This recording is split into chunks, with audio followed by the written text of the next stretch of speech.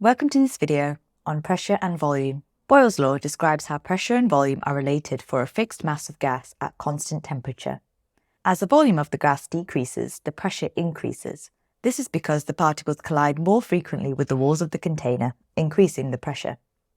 The opposite is also true. Increasing the volume of a gas also decreases its pressure. This is represented by the equation PV equals constant, where P is the pressure in pascals and V is the volume in meters cubed. The equation is given in this form on your formula sheet. Boyle's law can also be represented on a graph. The graph shows that the volume and pressure are inversely proportional. This shows visually that as pressure increases, volume decreases, and vice versa, by the same amount at constant temperature. The equation PV equals constant can also be written as p₁V₁ equals p₂V₂, where p1 and v1 are the initial pressure and volume respectively, and p2 and v2 are the final pressure and volume respectively. This relationship is only applicable to ideal gases. Let's see this in practice. The table shows a series of pressures and their corresponding volumes obtained in an experiment with a fixed amount of an ideal gas. The gas is at a constant temperature. Determine whether these figures indicate Boyle's law. Show you're working clearly for 2 marks. Let's first state the equation for Boyle's law. This is PV equals a constant. We can show that the data matches this equation by putting in some values into the Boyle's law equation. For example, a pressure of 60 multiplied by a volume of 2.50 is 150. The same goes for a pressure of 120 multiplied by a volume of 1.25, and so on. Therefore, we can see that P times V is the same value each time, or in other words, as P is doubled, V is halved. These figures therefore indicate the gas obeys Boyle's law. Sometimes the values may not be exactly identical. However, they should be equal when they're all rounded to at least 2 significant figures.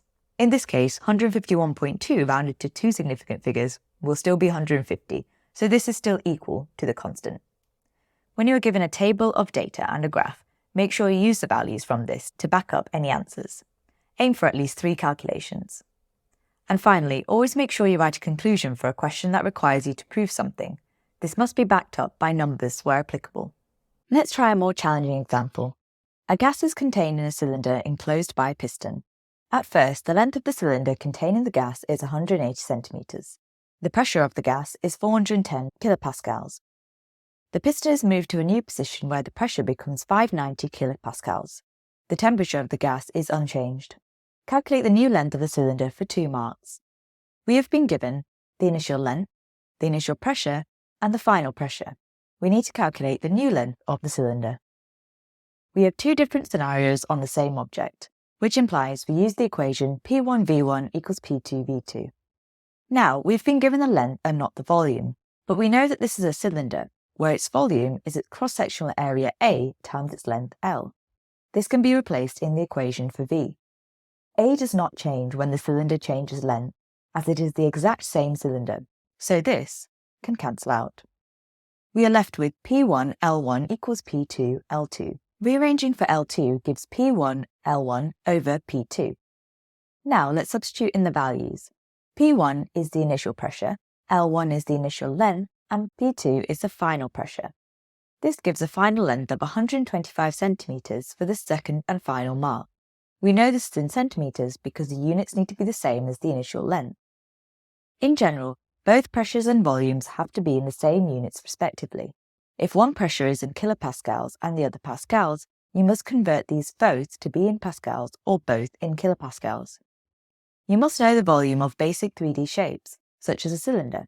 This is its cross-sectional area, which can be of any shape, multiplied by its length. You must state the units if you're not otherwise given them in your final answer. Check whether the units are correct for the values in that question. Rearrange this equation carefully and make sure all your pressures P1 and P2 and volumes V1 and V2, or length in this example, are in the correct order. In summary, Boyle's law is stated by the equation PV equals a constant, or in another form, p₁V₁ equals p₂V₂, which is more useful when you have 2 different pressures and 2 different volumes in the scenario. This means that at a constant temperature, as the pressure of a gas increases, the volume decreases, and vice versa.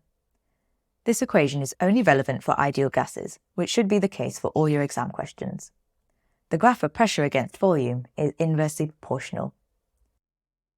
Don't forget to check out all our other fantastic revision resources here at Save My Exams.